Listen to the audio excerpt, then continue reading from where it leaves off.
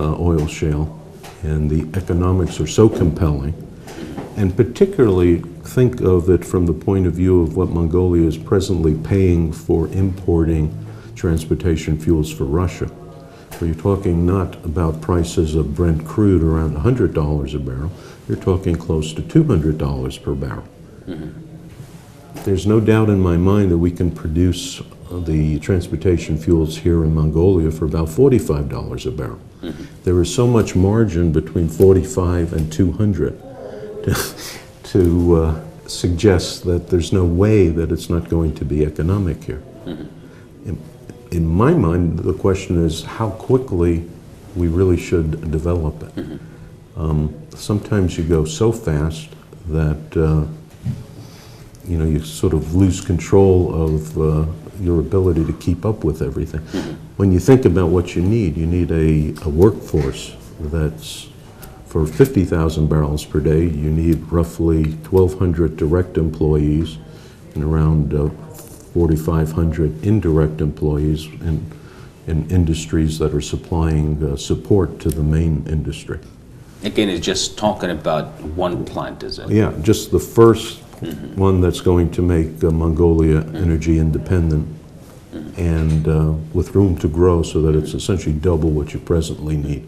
Not quite sure if you've done any studies related to the economic impact it could have on Mongolian economy in terms of, as you've just briefly mentioned about the how much workforce, employment it would create, the numbers, for example, and the potential economic impact on the Mongolian economy.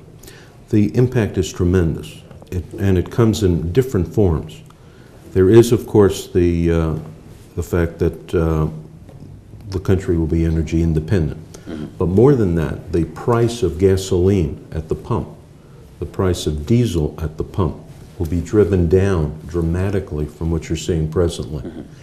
And this makes all these other industries more economic and more competitive.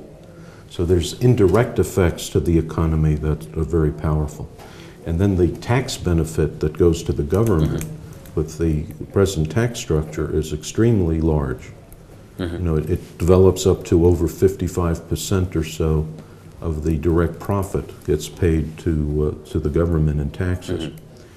The economics that have been looked at for us by the consulting firm BDO suggest that by 2026 we will have an impact on the economy that will essentially double the rate of GDP growth. So it's anticipated to generate another 8% per year GDP growth in addition to the existing 8% GDP growth. So it's going to double the rate of growth of the economy. This is just for the first plant that will make us energy independent here. When you think about the next stage, when you start exporting, I mean, this is going to transform Mongolia. And of course, up until now, Mongolia had no, let's say, the petroleum brand associated with its name, just coal, copper. And there's a reason for that. The countries that have oil shale or kerogen oil, it's because the organic matter has not been buried deep enough. If it were buried deep enough and expelled, then you'd have had oil here. But the fact that it hasn't means that it's still sitting here as kerogen, and it's shallow and cheap to drill to. We're talking about only 300 meters of depth, not 5,000 meters. So the wells that are needed to develop kerogen oil are much, much less expensive than the ones required for conventional oil. And as you look around the world, the countries that have the oil shale are ones that are net importers of conventional oil because it hadn't been buried deep enough. And because of this potential to create another boom, basically, what are the chances? How about the competition on Mongolian market? Who are basically the competitors? We know that MAC, Mongolian company, and also the French Total is also exploring the possibilities, but Genie's looks like one step ahead. Well, I'm hoping that there'll be a lot of competition here because There's room for both in situ development, which is what we do, and ex situ development, which is what I think Mac is thinking about. Wherever the oil shale is very, very shallow and you can mine it, then you can put it in a surface retort, you can cook it, and that's another way to do it. But very little oil shale is that shallow to meet those requirements.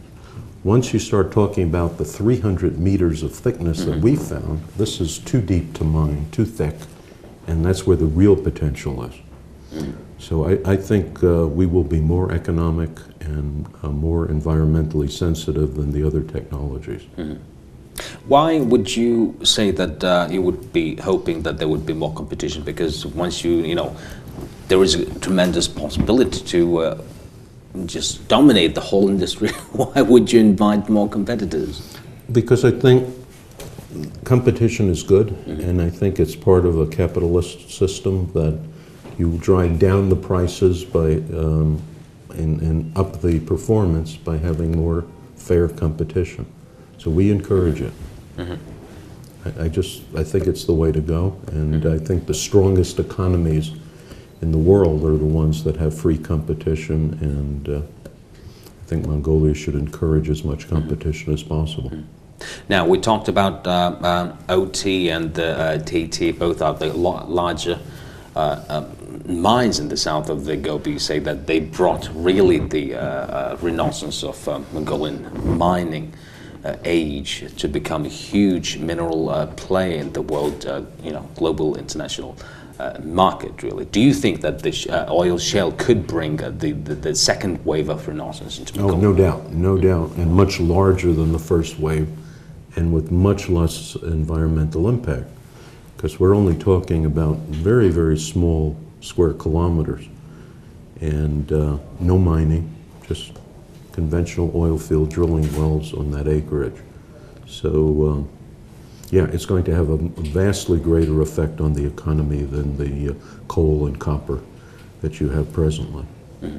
And if we look at, for example, earlier you mentioned about that there isn't a legal framework to operate freely on top, and to make sure that to invite more investors into Mongolia, we obviously need the legal foundation for it. Do you think, if you look at the step-by-step formations of those, how prepared do you think that Mongolia should be? I think it's essential that Mongolia step up and have one of the best or the best regulatory and legal framework for handling something this big. And because it comes out of nowhere, with no preparation, it's something you really have to work on. And so you have to look around the world at the best practices where these unconventionals are being developed and what the legal and regulatory and fiscal frameworks are, and see if you can develop those, the very best practices here in Mongolia. Because if you're suboptimal, you won't have investors coming here, and you won't develop as quickly as you could. There's a lot of countries that are now doing unconventional work. The leading ones are the United States, Canada, and the Middle East, Israel and Jordan. And those are the ones that I would look to copy as much as possible of their learnings and duplicate them here. In terms of the market, who are the Mongolia's possible competitors?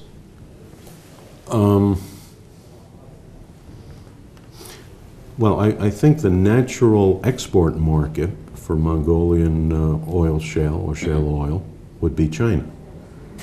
China is essentially an unlimited market, and it's going to just keep growing.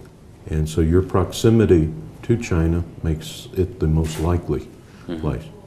And so that would be the one that I would be looking forward to. I don't see like a direct competitor in terms of shale oil in this part of the world. There's relatively little oil production in this part of the world, conventional production.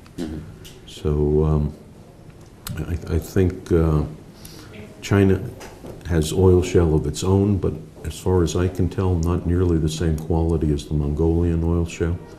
and their demand in the future is going to be so much greater than Mongolia's demand. I mean, it's just such a natural export market. Now, getting the oil to China is going to be interesting because the gauge railroads essentially stop at the Chinese border. So one's going to have to do some infrastructure development in order to become an effective exporting nation. Well, it's just in the process of building all that.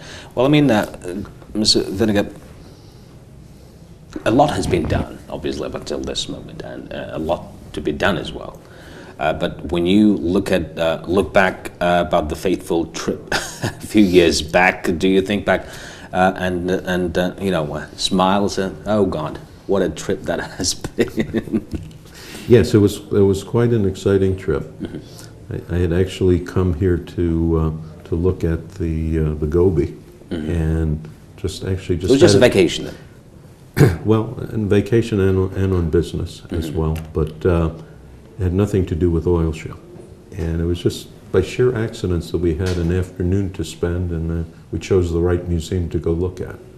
So something directed us in the right direction. Well, quite a story to tell. Thank you. Well, Mr. Vinegar, it's been a pleasure to talk to you, and I hope that along the way we'll be able to share your wonderful stories, and not very short time, we could see actually Mongolia become energy independent. Yes, it's been a pleasure to be here. Thank you so much. Thank you so much.